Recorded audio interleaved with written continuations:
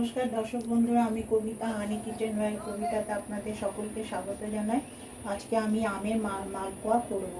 আশা করি আপনাদের ভালো লাগবে। চটজলদি মালপোয়াতে আগের থেকে আমি ময়দা, সুজি আর চিনি দিয়ে রেখে দিয়েছি, কারণ এটা অনেকক্ষণ মিনিট আধ ঘন্টার ভিতরে ভিজতে হয়। আমি কতটা নিয়েছি আমি বলে দিচ্ছি। আমি এই বাটির এক বাটি হচ্ছে সুজি আর 2 বাটি ময়দা আর 1 বাটি চিনি। এখন এর মধ্যে আর এটা হচ্ছে 2টো আমের পাল্প, এটা একসাথে এবার এর মধ্যে 1 চামচ মৌরি দেবো, এলাচ গুঁড়ো সামান্য, কিশমিশ আন্দাজ মতন,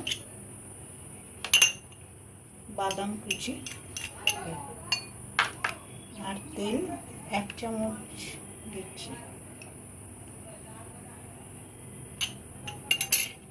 এখন এটা মিনিট 5 রেখে দেবো, তারপরে ভাজবো। 1 বাটি চিনি আর 2 বাটি জল, এটা শিরা তৈরি করব, চিনি শিরা। এখন এটা মালপোয়াটা গরম হয়ে গেছে।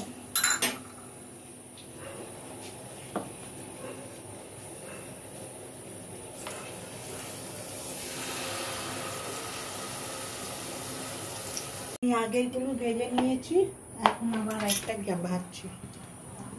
এটা হয়ে গেছে, এখন এর উপর দিয়ে রস দিয়ে দেবো।